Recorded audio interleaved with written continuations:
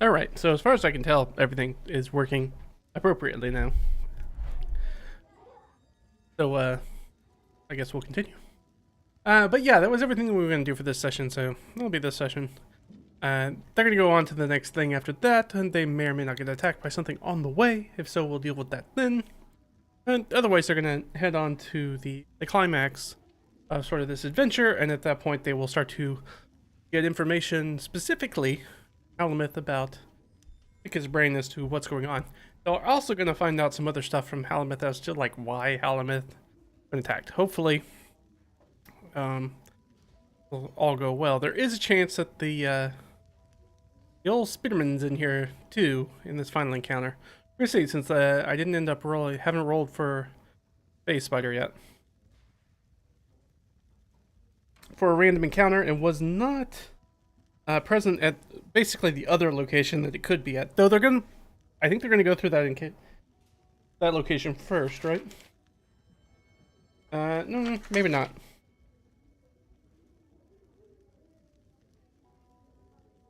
Oh, no, they are going to go from that location. They definitely don't want to mess with that Phase Spider. That Phase Spider is too high level for them.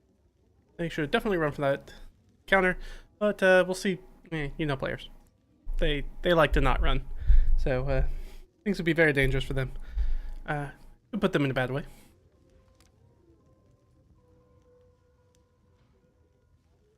Okay, yeah. Alright, so let's move on. We're going to hop over here to our next thing. Go, and we can do 150. We can do 150 for sure. All right, so next thing I wanted to talk about, and I need to grab it, because the whole point is that I have it in note form, and I need to put it up here digitally. This is my what I very vainly called my definitive hex mapping outline, which is, as you can see on the sidebar, is a whole bunch of stuff, and in no way, as turns out, being particularly definitive. It was supposed to be the place I was supposed to go. I was supposed to keep all that stuff. That stuff has kind of made its way into different areas, and I do need to, and I slowly try to make it back in. Today we want to talk about something that's right down here at the bottom. So I've been dealing with these river things here. You can see. We're dealing on these with rivers and surface water stuff. Placing rivers. We're going to talk about more of that on Saturday. That's our Saturday stream. We're going to talk about the river stuff. That's something I needed to do this week. And once I did it, I was like, there's no reason I shouldn't talk about this on stream. So that's what we'll do on stream. But today, we're not talking about that. We're talking about this guy down here. When you see NPC local knowledge. So let's go ahead and make this... and go ahead and make that its own thing. And you know what? I'm going to go ahead and let's insert a little break here. Let's do a page break. That way, keep everything nice and clean. This is something that I started a long time ago. Yeah, who knows when? Years. But as I was doing it, I was like, oh, I realized this was not particularly helpful for some of the way that I had it, and I wanted to take it down into where I could do it like as a single roll instead of multiple rolls. The way it's set up now is multiple rolls. So basically, this is thing like when you ask NPCs and the party comes across NPCs, the chance that they will know something, that's their knowledge, and the chance that what they know is actually accurate. So it's slightly different. This allows you to put within your campaign or within your adventures ideas for. Sometimes the NPCs know stuff. In fact, if they're close to it, the NPCs probably know something about it. The accuracy of what they know is where things get a little bit more suspect. So one of the reasons I like adding stuff like this in my campaign is so to break this illusion that sometimes is kind of like the meta game of D&D or other TTRPGs, where there's always this assumption that the PCs in character are talking to an NPC in character, who's of course played by moi. And because I am the one, the DM or Dungeon Master or Game Master, who is speaking, the assumption is that the things that I'm saying are the truth, the facts of the world, even if this NPC that I'm playing probably doesn't know that. They might be making a wild guess or speculation about something. And so there can be this idea was be like, oh, but you said that was true. It's like, the NPC said it was true. When you speak in character, you're speaking to the NPC in character, you have to realize that they may not always tell you the truth. They may not always know the truth. And this also, so it's not just that the NPCs are lying to player characters. That is sometimes true, but you should really make that a rarity, that then the backstabbing NPC thing, then they just don't trust anybody. But there's a big difference between the NPC who's jumping in, who is saying something that is a lie, and something that they think is true, but is in fact incorrect information, or not the whole truth, or they have the wrong information. They're just repeating wrong information they have. And so that's where I want to zone in. That's where I want to zone in with this table and be like, there's a chance that they know something, but it may not be the right thing. Sort of every story has a kernel of truth to it aspect. That's what I'm trying to evoke here. So, and it's pretty much this table that's down here.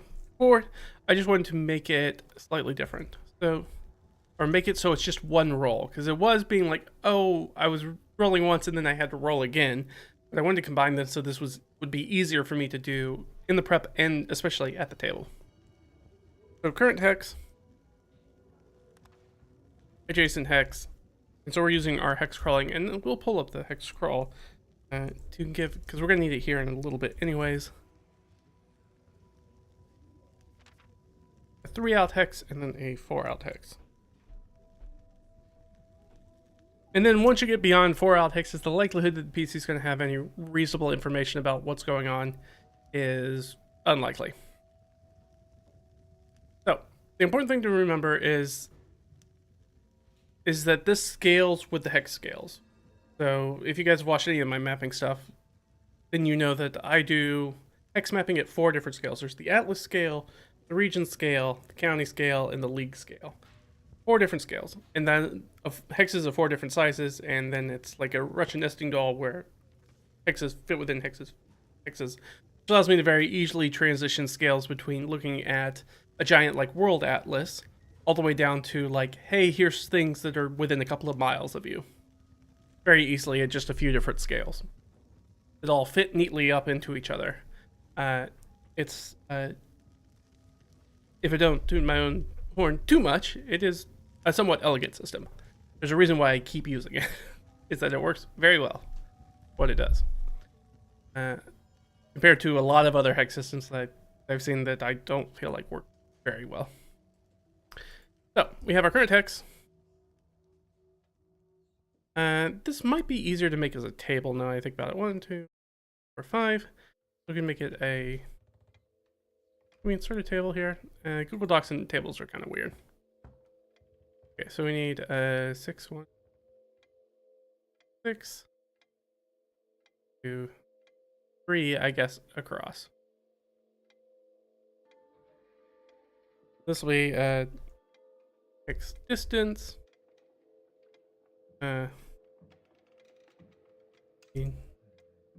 Knowledge. And then we can have NPC, NPC, yeah, accuracy. I can always come back in and change it. So we have current,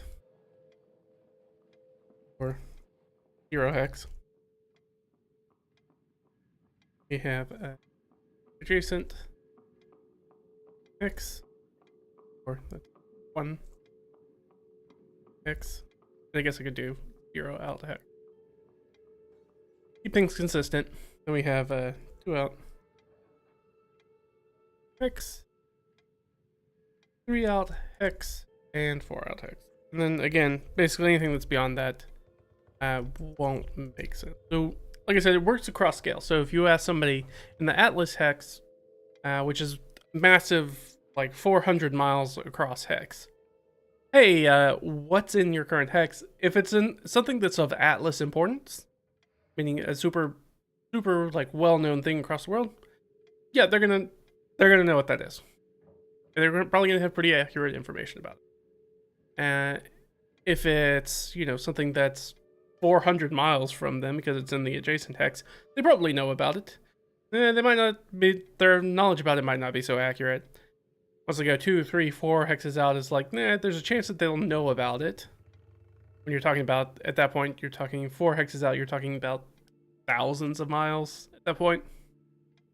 The likelihood is they're probably not going to know much about it. And there's the accuracy of the information that they can give you will probably be pretty low. But the same thing also works for our league hexes, which are only about 2 nautical miles, so about 2 to 2.5 statute miles across. And so if you ask them something that's of that level of detail in the area where they live, yeah, they're gonna probably know it with a high degree of accuracy. You start getting stuff that's, like 2, 4, 6, 8 miles out, or 8 hexes. Yeah, no, 8 nautical miles, so closer to about 10 miles out. Yeah, they might have some knowledge of it, but again, you have to think of it in modern scale, where it's like, oh well, I know most things that are within 10 miles around you. It's like, no, these are like villagers who don't progress very far in their lives. They might go to market, which might only be 2 or 3 miles away, and come back, and that's kind of the extent of most of the world they see most of the time. Especially once you start getting off the roads, they're going to have very limited knowledge about other stuff, even other villages that are probably pretty close by. Most of that information they'll probably get from at market from people who are supposedly from that area, and so the veracity of their information again is all over the place. So NPC knowledge, what do they need to roll? They need to roll a 2+. That's it on a d20. So if they roll a 2. Basically, there's a chance, because I want there to be a chance that if you talk to somebody who's in that text, there is a chance that they will not know it. So if you roll a natural 1, they don't know it. But the likelihood, again, I would only roll if I thought there was a chance they might not know it. So if they went to the temple and talked to the priest at the temple, does the priest know about some like ritual site within this hex? Yeah, don't need to roll for it. Yeah, of course they know what that is. Of course they know where that is. No need to roll. Now the chance is their information accurate? They're gonna roll a 4+. So let's give an example. So they go and talk to Farmer Ben. Be like, we heard that some gremlins, goblins, whatever you want to call them, are out there spoiling the cream and milk across the farms and harassing the cows and the sheep. What do you know of the goblins that live a few miles away? If I roll a 1, I ain't never heard of them. That's just stuff people make up. Goblins aren't a real thing. If you rolled a 2+, they'd be like, yeah, they roll a 2 or 3. No, I've heard about those goblins. Yeah, there's hundreds of them out there. A massive burrow of them, furrowed with caves deep within the bowels of the earth. They ride wolves of flame and stuff like that. It's like they know of it. Their accuracy of it is not correct. You'll go there and think that it's going to be this big thing and be like, nope, it's actually just a small group of goblins. There's like 20 of them. Like, oh, never mind then. But if they rolled a 4+, then they have a pretty good idea. Now, they might not know the specific numbers. They haven't done any reconnaissance on the area. They're like, oh, yeah, I've seen a raiding group with them moving in the night. And they might go, I saw, I counted like a half dozen of them. And one of them seemed to be riding a wolf or some other creature like a wolf. That could tell you that, yeah, there are goblins in the area and they might ride wargs. Perfect. That's accurate information. What we want. So, and that would be for the current hex that they're in. So things just kind of go up from there. This scale is pretty straightforward. Plus and 16+. And over here it just moves up just the same rate. And say the same rate, and then I write the wrong thing down. 12 plus. 15 plus, and then now here they get a natural 20. Now I put the plus on here because there is a chance, depending on what you're asking about somebody, there are NPCs who is reasonable to assume have skill proficiencies and stuff. So if you wanted to, let's say it was the goblin example again. We're talking to Farmer Ben. Well, Farmer Ben seems reasonable that they probably have animal handling. I might allow them to use animal handling to recognize animal handling rather than nature to recognize what the warg is. They might be like, oh, they can give you some more information about that because they know the specifics of this animal. Because it seems very similar to wolves that, attack their flocks of cattle or what, flocks of sheep or their cattle, etc. Those sorts of things. Or you're asking a mason about a quarry that's close by. It's like there's a higher chance that they're going to know that stuff, so we might give them a +2 proficiency for their proficiency bonus. If they're experts in something, then we might double that, give them expertise. And if this is a higher level adventure and they're talking to somebody specific, we can bump up the proficiency too. Like if they wanted to ask a notable wizard in the area about like a lost scriptorium or something like that, a lost mage tower. Well, it seems reasonable that this guy probably knows what he's talking about. He is a wizard, so he's the right person to talk to. And he's in this area, and he's a pretty powerful wizard, so maybe I say proficiency, he gets +3 to that. And because you're asking something about something local, that's specific to the area that they hang out in, like, it feels like I'll go ahead and give them expertise. So they're going to get a 6+ on the roll. So that means that they're in a good position to know very good, solid information about things. Kind of reintroducing a way for players to be like, you really want to focus in on asking the right people the right questions. You don't necessarily want to ask Farmer Ben about the ancient mage tower that used to be here. It's supposed to be in the swamp, a half day's walk from here. Farmer Ben's probably not going to know anything about that. Maybe. I mean, I can roll a d20. Let's say that it's 3 out. Okay, so it's going to be 3 out. Okay, Farmer Ben, do you know anything about the old mage tower in the swamp? Well, Farmer Ben rolled a 10, which means he does not. He doesn't know anything about it because we didn't hit a 12.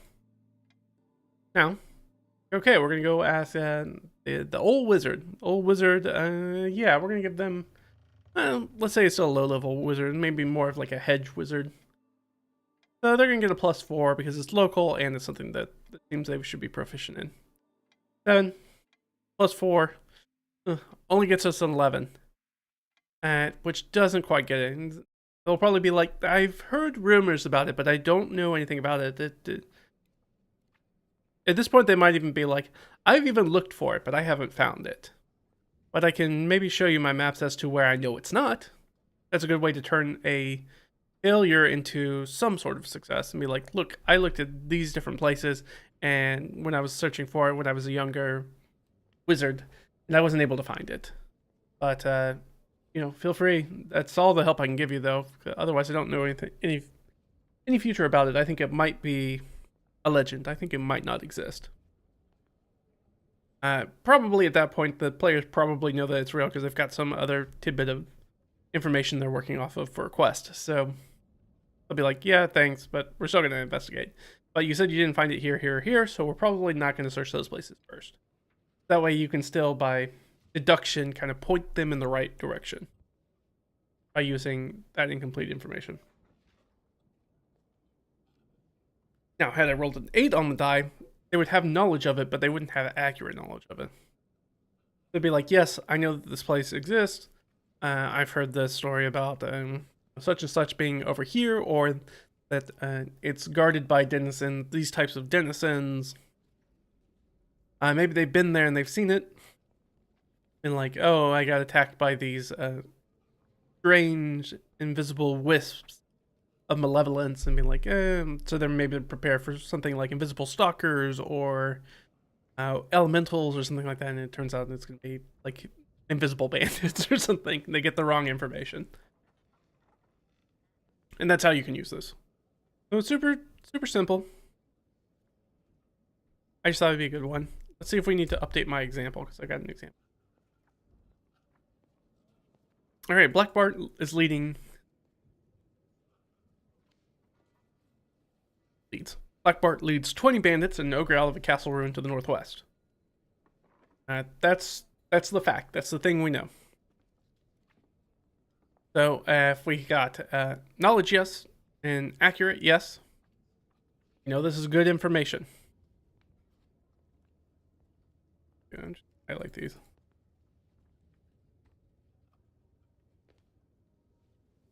So this is the thing that I changed. So instead of doing the 2 rolls, so if they got the knowledge, yes, and the accurate, yes, so they got good, accurate information. So really, it's always gonna be, there's never gonna be a no, yes. It's always gonna be no, no, which shouldn't be wrong information. This should be no information.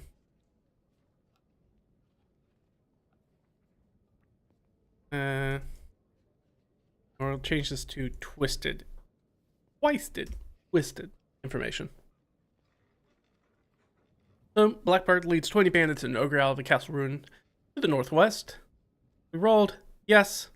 We got the knowledge, yes, we know it's accurate. Black Bart's band lives in a ruin in that area. I hear they have control of some monster. I don't have to give them the full thing. I feel like they have some control of some large monster. We can even go that far if we want to.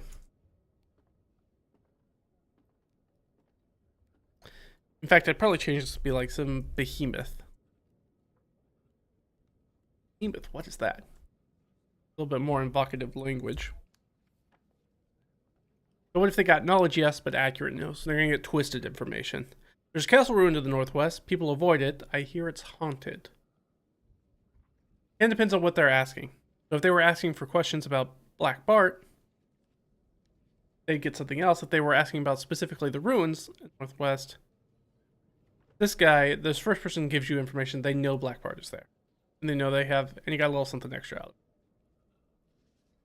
This one, if you're asking about the castle ruins, they're like, yeah, I know the castle ruins are to the northwest.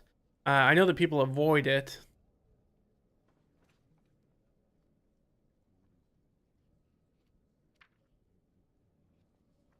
I would say, instead of saying it's haunted,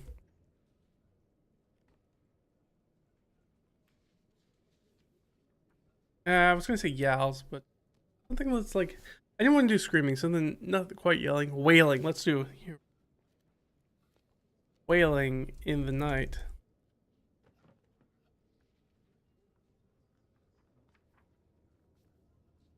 There's a castle ruin to the northwest. People tend to avoid it. Heard wailing in the night.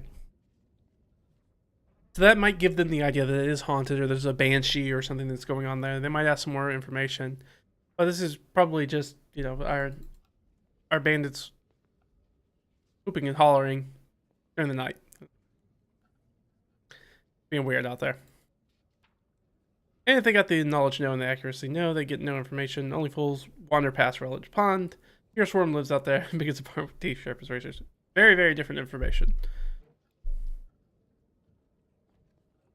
So in this one, I would say only fools Relish Pond. Probably where I would leave that.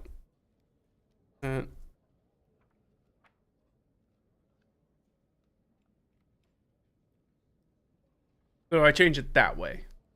Like, only fools wander past Rellard's Pond. Wilds are dangerous beyond it. Dangerous with what? I don't know. I've just my whole life, that's all people have ever said, hey, don't go past Rellard's Pond. Things get real unsafe once you go past it. And so that's an easy way for us to drop that in and keep that very, very simple. That was really all I had to say about this. It's just something that I thought is super useful. So it's NPC local knowledge and accuracy. I'll say rumor accuracy.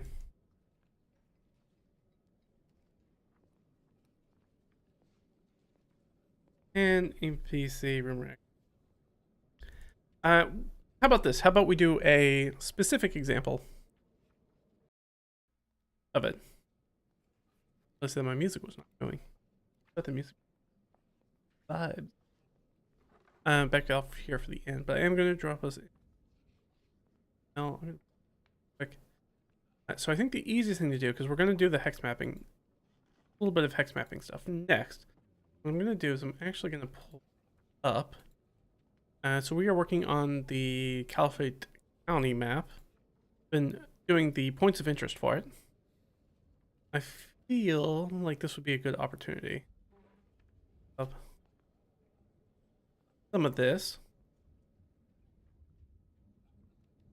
Yeah, I think this is a pretty good example. If we wanted to ask questions about this person, it might be different. Yeah, I like this. Let me move it so that way you guys can see what I'm looking at.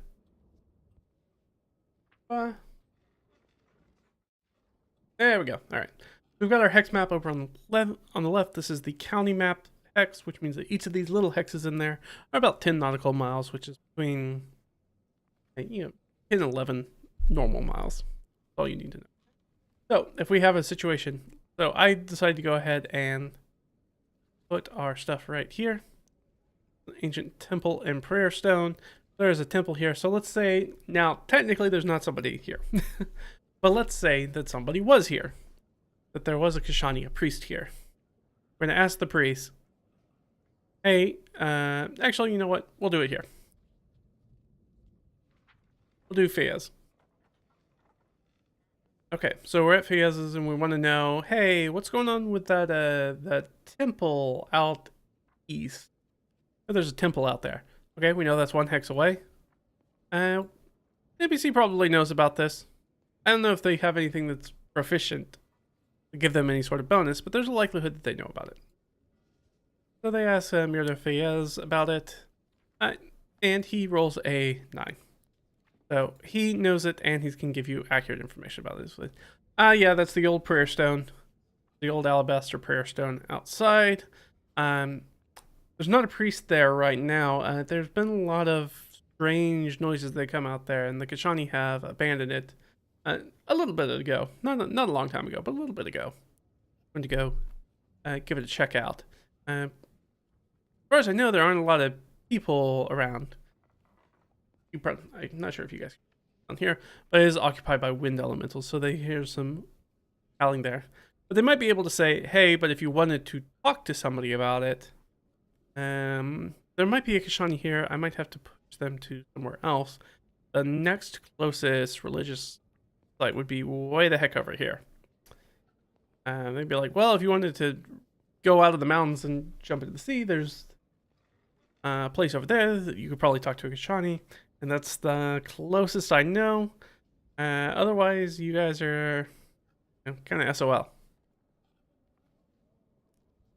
If the Kashani's not there, the Kashani could actually be there. It'd be like, yes, absolutely. You should talk to the Kashani who's supposed to be there, who's actually here in my court.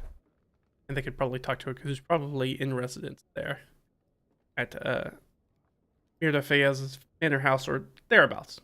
Within the steading, within the holding. In the hamlet somewhere, probably. But yeah, we're going to go through some more of this stuff, and we can actually analyze it here. A little bit. So I started doing some of the keying, and that makes for a good transition point. So I started doing some of the keying, and we can do that. Bam. There we go.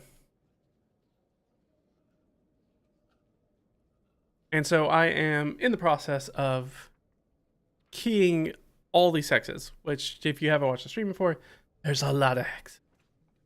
Now I'm only keying stuff that I know that there are points of interest in, which is significantly fewer than all these hexes. But still, it's a lot of work. It's okay. It's just going to take me time. But it makes for interesting stream content if you're interested in world building and things like that. And kind of shows you how I've set it up. So this kind of gives you the background of everything that's going on in this area. Map to Shabira Lafedi, the Caliphate that's in the area. Gives us some background information about what's going on there, people who are there, how it got founded, what the kind of the vibe is. Then we start breaking it down into specific areas, these larger hexes. See here? So this is the north tip, so everything that's here in the north tip. Which would include Fiez's a cube. Manor House. There is the Temple of the Pale Stone, which is what we were just talking about. There's Fasha the Pariah hanging out over here. And those are the 3 ones that we have in the north tip. We also got Hex 1, and you'll notice I also put the waterways on here. That's one of the things I've been working on. We've got the Air Flower, the Suncatch Brook, and the Lozachim River. Again, if you want to know more about the river stuff, that's specifically what we're going to deal with on stream this coming Saturday. So if you're interested in that and classifications for all those rivers and what it means for everything, check that out. What we're going to do, we usually do it bright and early in the morning. So subscribe, be notified. Not on this channel, sorry, on the YouTube. We'll be live on Twitch, but on the same Twitch, but the YouTube channel is our primary YouTube channel, which is Red Ragged Fiend. You can go check that out. This is kind of our side project, just when I'm just kind of throwing stuff up. Throwing spaghetti at the wall, so to say. So, at Hex 2, I did not, so Hex 2 is where we need to work. Hex 2 is this little guy right here. Got the Tinkmire Creek. 1, 2, 3, 4, 5. Got a holding. We don't know anything about this holding yet. So, what I need to do is, because when I was doing the earlier, so my notes for later on and mapping all of this are a little bit more robust. But in the beginning, I was like, I just need to get points of interest out on the map. So we don't know anything about this except that it is a holding and it has a settlement attached to it. It has a hamlet, population 305.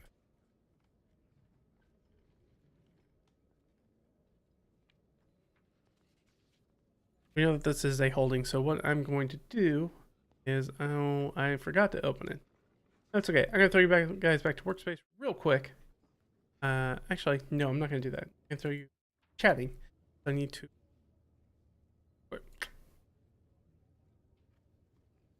And we need, I need the hex stocking. That should get us where we need. Alright, now we can go. We'll go full screen so you guys can see everything. Alright, so we know holding and fortification, that's what comes up first. Of course, if you guys have any questions, feel free to drop them in the chat or drop them in as comments later if you're watching this on the VOD. And let me know what's going on. Try to address those as we go through here, because we're probably, this is my work, so I'm probably going to be working a little bit faster. Alright, holding a fortification, let's roll D10.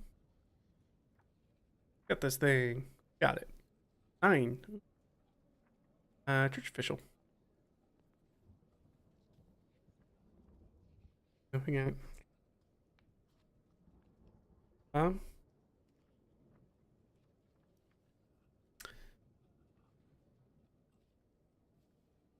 And sublets, we are here, so we need 6. Alright, roll a 3. So keep him Bailey.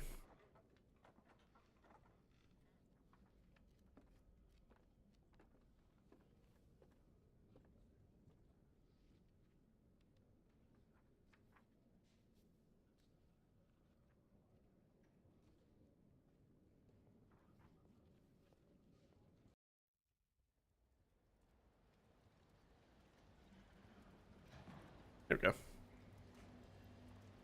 Very, very quiet. I guess that makes sense. It's supposed to be a library. We'll move it.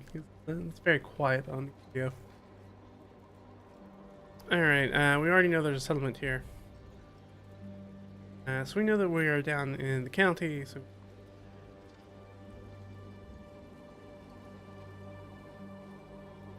Ooh, rolled a 10. I think... E-shop. Which is...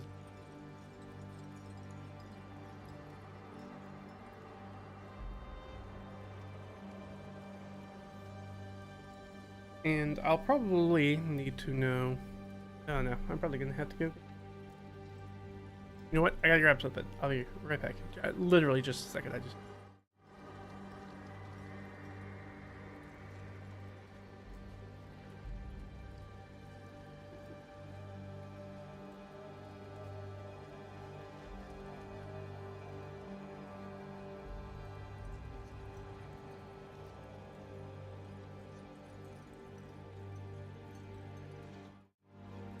I sat down and went, I won't need my DM binder. I won't be doing anything out of that. No. Oh, absolutely. I'm gonna need to things like common ancestry area. Dun, dun, dun, dun. I probably should have grabbed the book as well.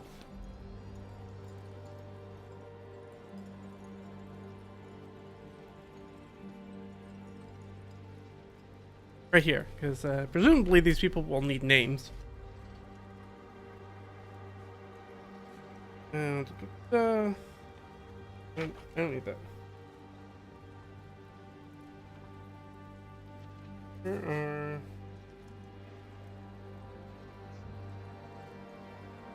on here somewhere. I feel like it's literally every time that I look for this table in my notes, I always can never find it. It's always I have to go through every single note until I find it. It's kind of a pain in the butt. It's like,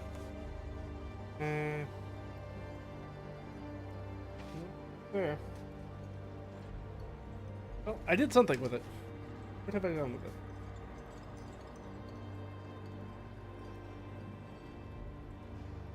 It's always in a spot that I don't expect it to be in. Means I really should probably put it on.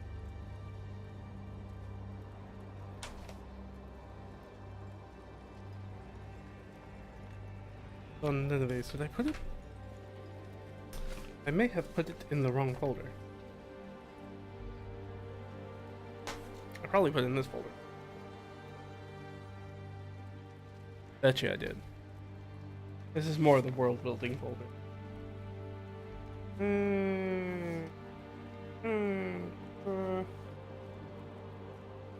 I'll do that. Oh. Ain't that always the way? Never where you think. At least for me. Never where I think I put. Like I said, I'd be a little bit more flummoxed if this didn't happen. I feel like every single time I'm looking for this specific chart. There it is, right on this page. Man, my brain just cannot see this page for what. And I've literally held it in my hand and looked at it multiple times. Cannot do it for whatever reason. So we got another golf. So we need a D100. Tell us a little bit about them. I got a 20. Right, so it's gonna be a halfer. Perfect. I got a 0, so they are gonna be male. Will work and.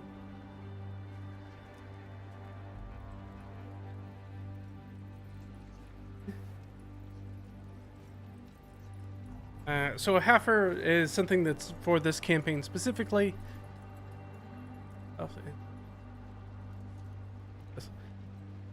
So a heifer in this campaign is just somebody who's either a halfling or a gnome. I just molded them both into one ancestry as far as this campaign is concerned. Roll a d6. I got a 1. 1, 8. They are average height, thin, and then let's roll. Well, see if we get something fun for them. 4.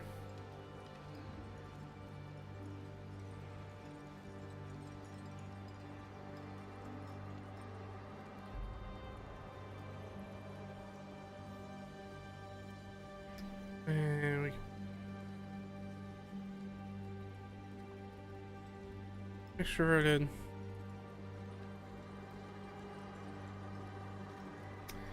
And agreeable. Logical. It just kind of gives me an idea of like their personality that I use this roll table for. And then I rolled a 12 on their memorable NPC element. They've got a memorable facial feature. What might that be? Not a tattoo, it's not a scar because it's a different thing. Not an ailment or an injury, so they don't have like a missing eye or anything like that. It's not a decoration or jewelry. A facial feature. That makes me think facial hair. Maybe we'll just give them like big old mutton chops.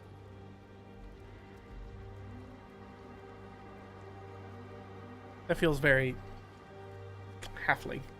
It's either that or I could give them a really fancy mustache. But I think I'm gonna go with big mutton chops. That feels more halfling-esque for some reason.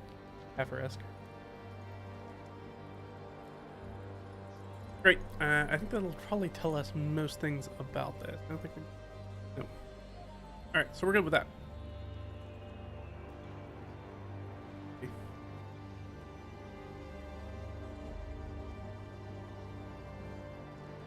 And we need a name. Okay, so the question is, I gotta ask one more question. Do they have a normal name, or are they gonna have like a halfling? And yeah, I think it's likely that they will have. Okay. There will. This is what I need. Panther's Guide, because it's got the nice roll table for names in the back. Right now everything's very sort of Persian / Arabic kind of based. Now we don't have a Persian name. I'm choosing the Arabic one. Campaign. His name is Jafar.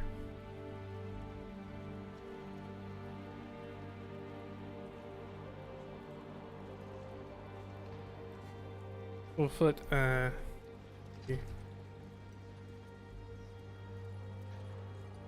and we'll say Scoff Jafar. And we'll go ahead and say Mutton Bailey.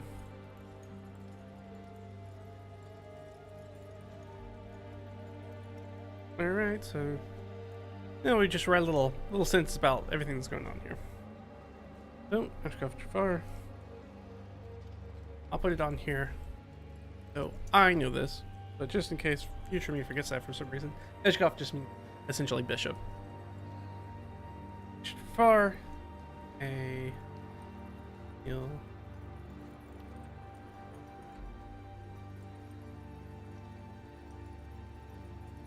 is a, we'll say, thin, lithe, not light, lithe. Male heifer, pig, and chops.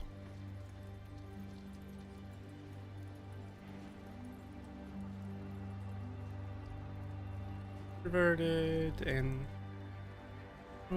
with company.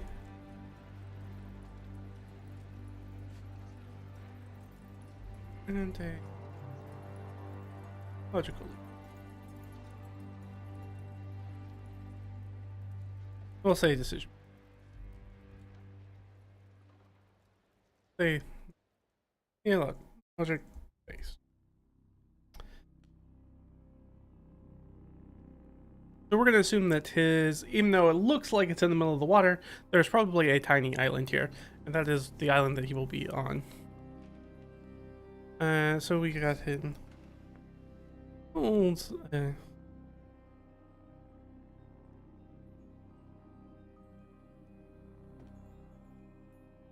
island.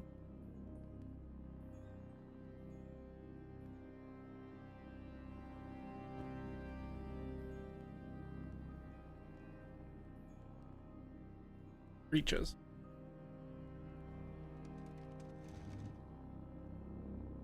That really tells us most things about him. One of the things that I do also like to do here is now we'll try to, I think we'll use these prompts. You know what?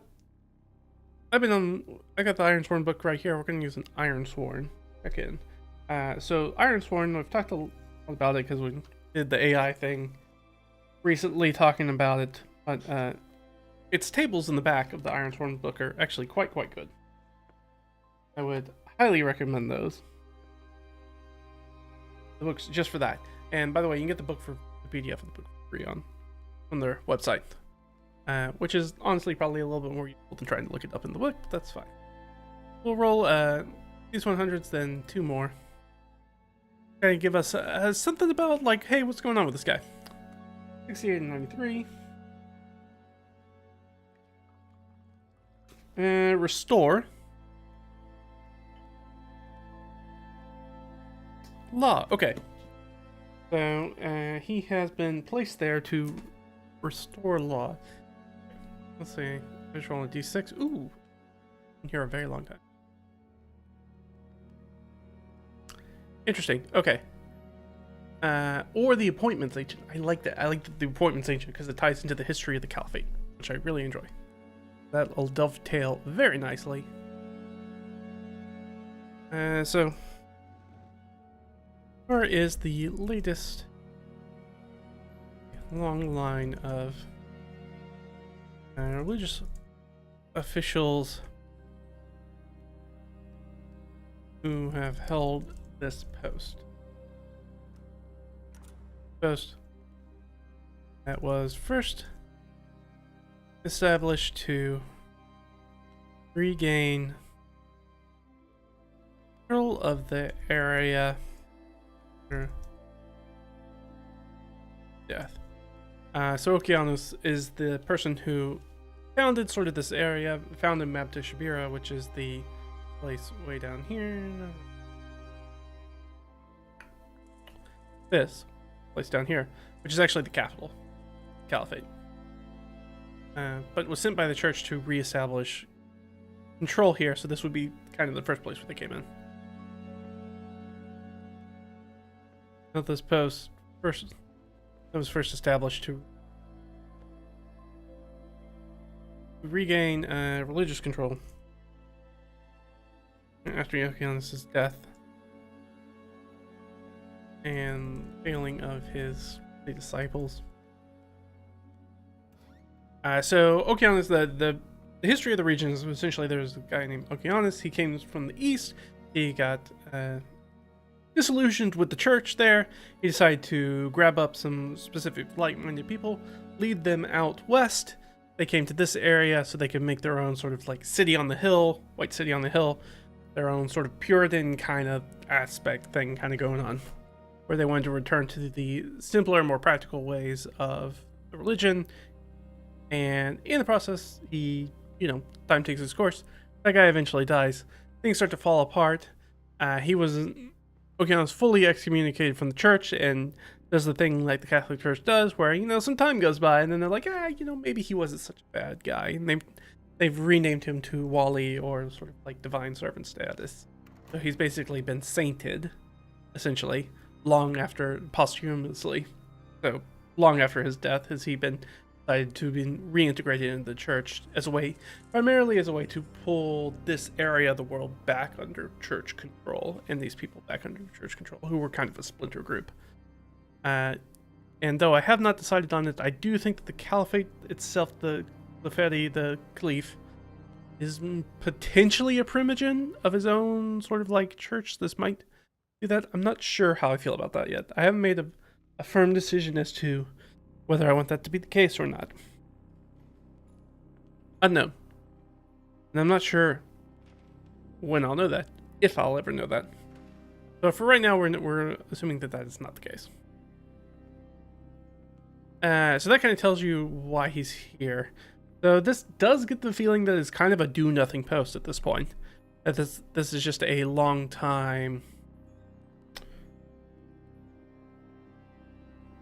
So a follow-up question that I want to ask our Oracle is Jafar technically under the Caliphate's rule? Or is he more like somebody who's there from the capital C church?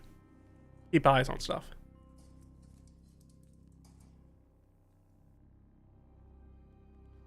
Okay, so that leads me to believe that he is a member of the Caliphate directly. So he's a member of the Caliphate. This is just a super old holding. Question, is this just kind of a lame duck posting? It kind of gives the vibe. There's nothing else really around here in this area, but that also means that there could be super wild here. Is this just kind of a do nothing lame duck posting? I think that's 50-50. Yeah, okay.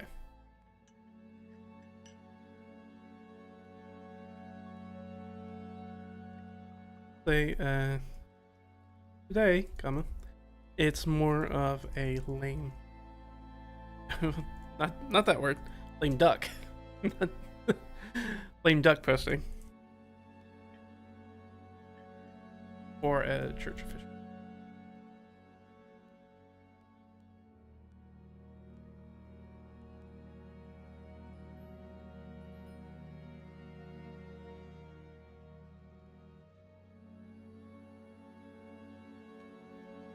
We'll say without these. I think it's more of a lane.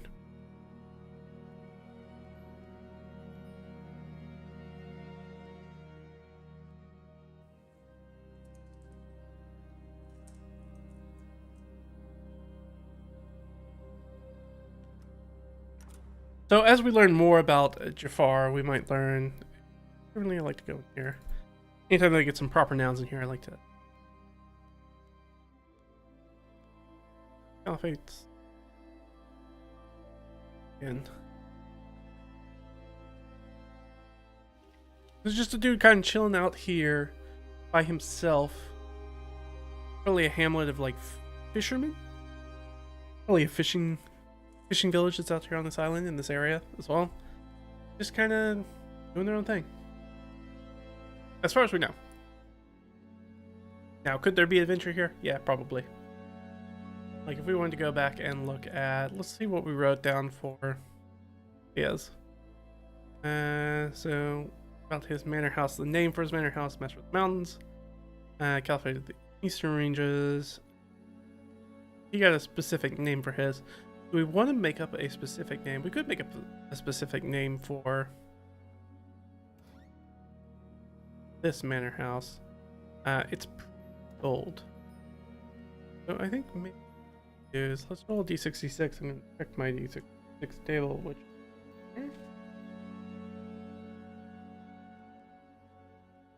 because I don't think I have a good.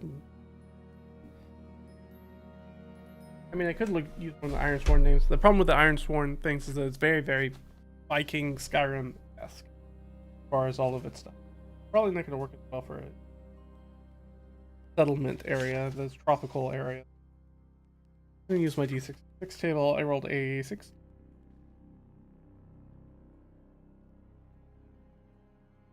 Name for the climate, temperature, or weather.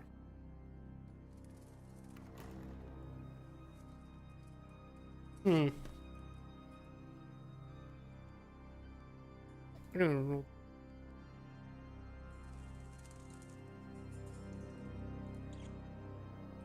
Let's see. It's gonna be named for.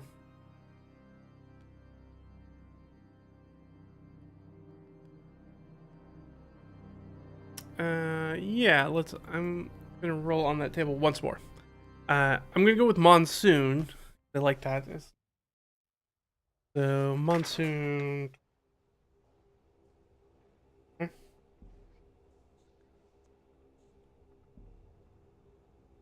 26 is material.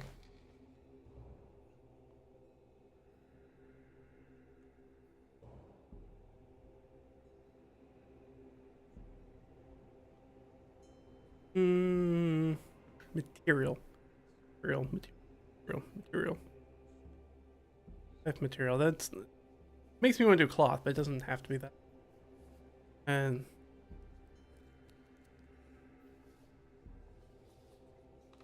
I don't know, sometimes it just doesn't jump to you. If it doesn't jump to mind, then I probably shouldn't use. Maybe it could be whatever. whatever the tower's made out of, or their mutton bailey, which I'm assuming is probably wood.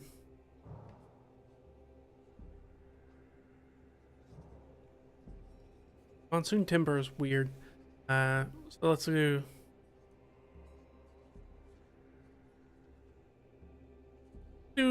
what if we call it like storm timber?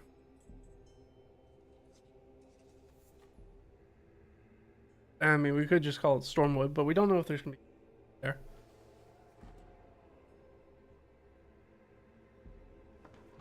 Hmm.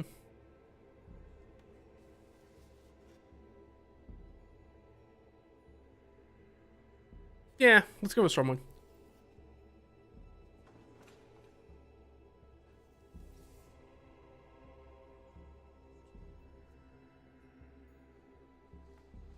Did I name it just a cube? I forget. Okay, yeah. It'll be as Ishkoff's Jafar's stormwood.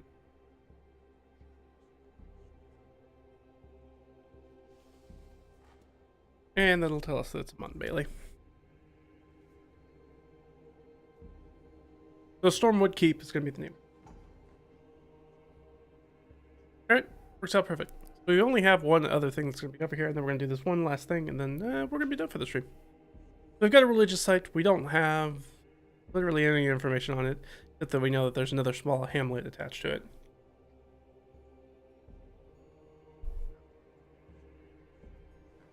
Go ahead and do that. Hamlet. Relation 195. Done. Let's find out some more about this religious site. All right. Right. Old.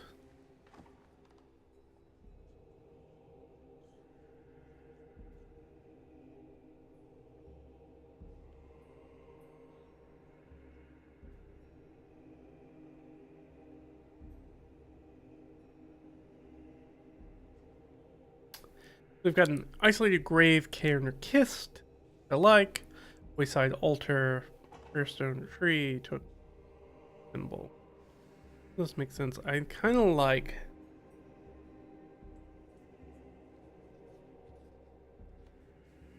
wayside altar.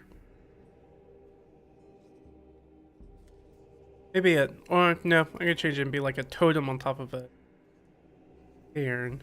Sounds good. I like that.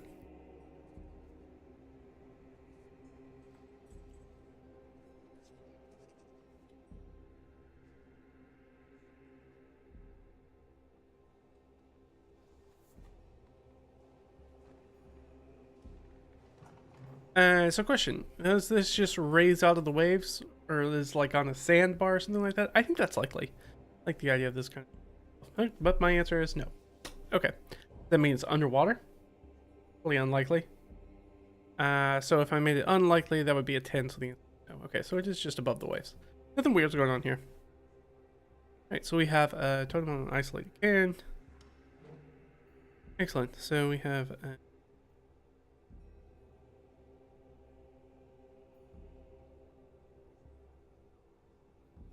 totem pole, I guess.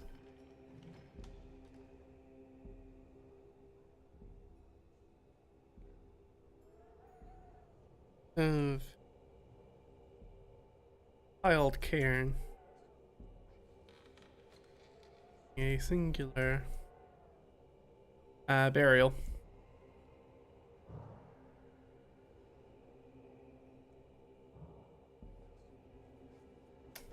Do we want to have something specific about the totem?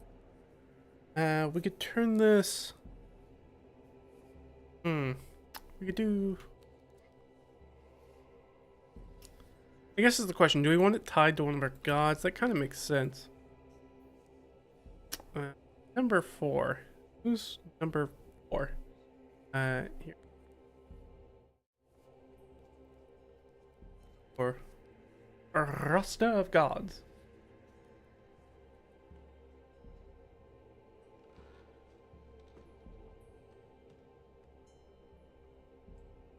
PDF real quick. Oh. Open. There we go. Number 4, the maker. Okay, crap. Yes.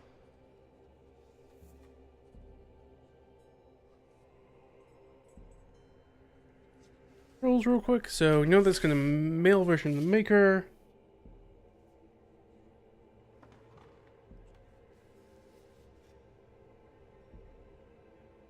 Five.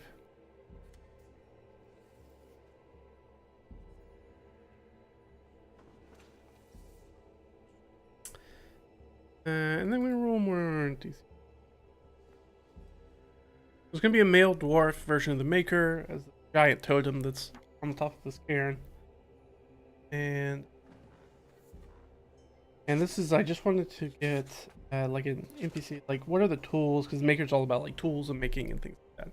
What are the tools or something? So it could be an busker, that's probably not going to be it. I mean, artists could do that, but it could be like a painter or something. Sure.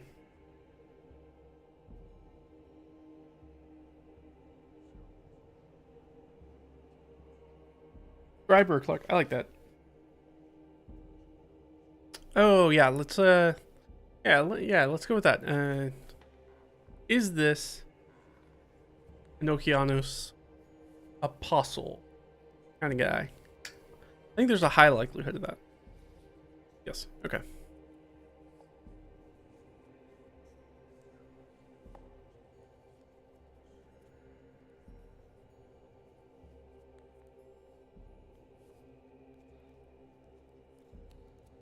Long beard.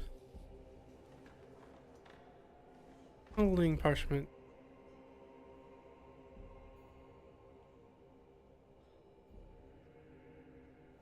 You can say weathered. A salt weathered. This tall salt weathered totem pole rises out of a piled cairn, marking a singular burial site. Totem is of a male dwarf with a long beard holding parchment and quill. I'm assuming off. Alright, question. Is he looking in a specific direction? No, okay, so I'm just gonna say looking out to sea.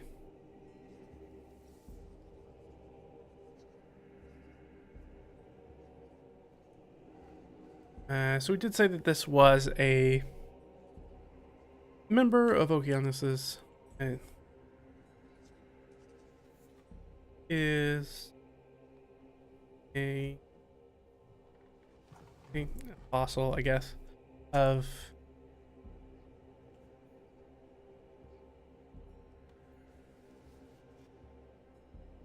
here is, because we did say it is an ancient.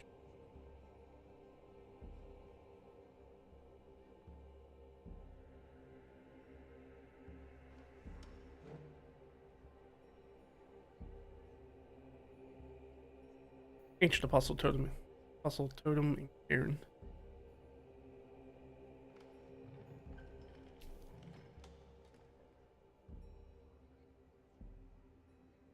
I'll say Okeanos' followers, I guess. Their little splinter religion. Alright.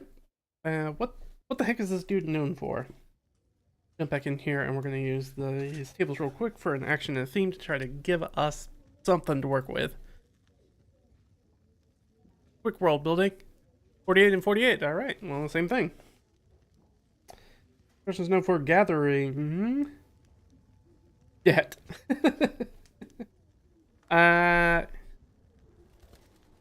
Gathering debt. That's a very interesting one. What could that, like a debt.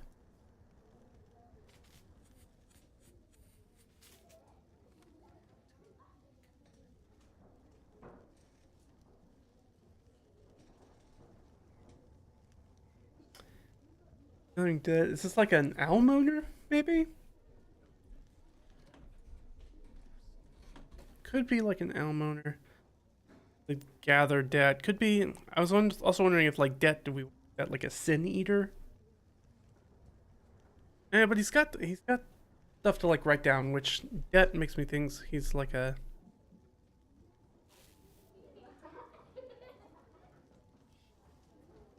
I mean, maybe we're going out of our way. Maybe this dude's just known because he was a follower. He was one of the people.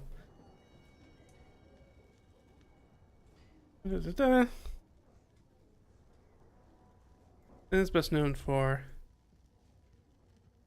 uh his primary scribe or prime scribes.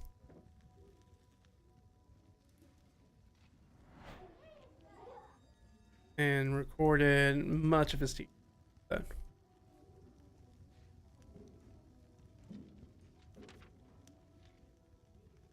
And his for charity and um proselytizing, not proselytizing, or study and reflect.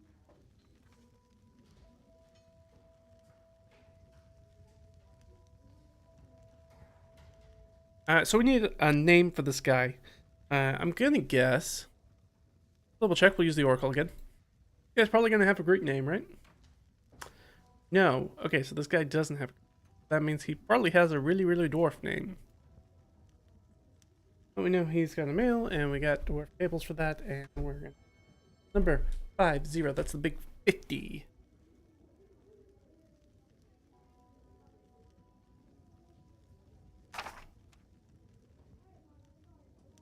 And let's really hoping we get a Greek name to go with Okeanos. Do not get a dwarf name. That's generally how I do it. Is like if there's a chance, anybody who's not a human, there's a chance that they either have what seems like the language name of the area, which would be Arabic in this case, unfortunately. So I don't have a Persian name chart. Well, I guess I couldn't make one. It'd be somewhat similar. Totally similar, though. Or they have a name that is ancestral. We rolled 50. Kilvar.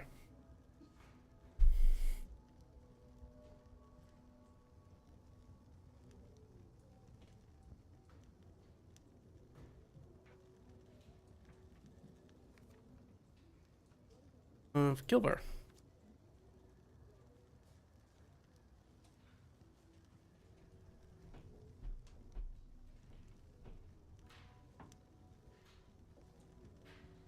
I guess the figure isn't possible. Yeah.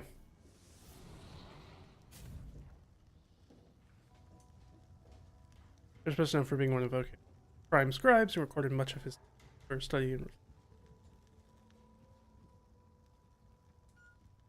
and the faithfuls.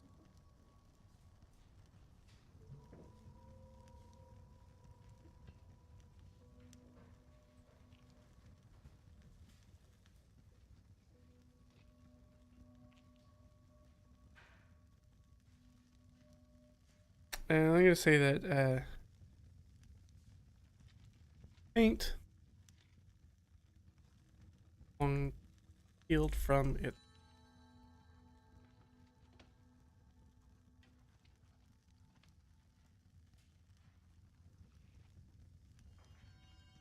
And I don't think there's any reason not to call this place at this.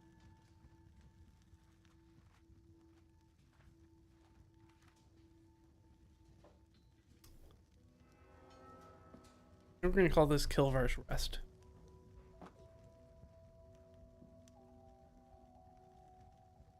There you go.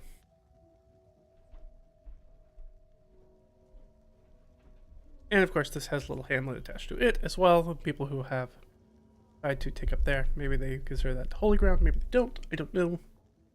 Won't know that unless we go there. But that is going to get us everything that was in this area, right? I'm just thing. I forgot to go.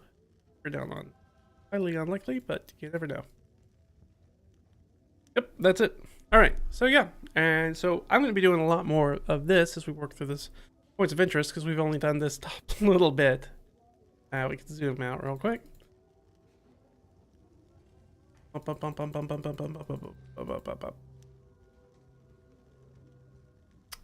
As you can see, we've only done this a little bit. Actually, I guess I couldn't.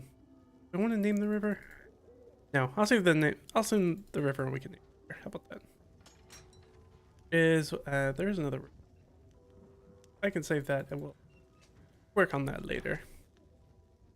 Because I'd rather do that after we discuss things on Saturday, talking about the systems, where that stuff will make it a little bit more sense. You guys are watching, so you're not utterly lost. And because I'm already going to have a different stream where we explain that, so we'll just do that then. So instead, we'll just here. We'll pick this up next time. Working a little bit more on this. Go ahead, try out the NPC knowledge and accuracy stuff that we did. It'll be super fun. Trying to put yourself in a position where to reinforce with your players when they're talking in character with an NPC that NPC doesn't always have 100% verifiable the truth information, even though they can tell you things and not be lying to you that you might not get the right information from. And of course, you saw me do a little bit of prep for my game on Friday. So we'll hit this back up on Saturday on the main channel. If you're watching on Twitch, it's going to be the same. And you don't need to worry about it. You only need to worry if you're over on YouTube. Go check out the main channel. It's at Red Ragged Fiend, or you can make sure that you subscribe here and get notified here whenever we're going live on the second channel where I'm prepping stuff for other things that are going on. Either one works. Really, whichever tickles your fancy. I think you should subscribe to both, but that's just me. But that's going to be it for me today, guys. Hope this was helpful for you. And hope that you join me as we keep working through all this and move on from here to see what the Hex Maps has hidden for us. Find out how the D&D game went and all that good stuff. And I'll see you guys on Saturday. Alright? Have a good one, guys. Bye.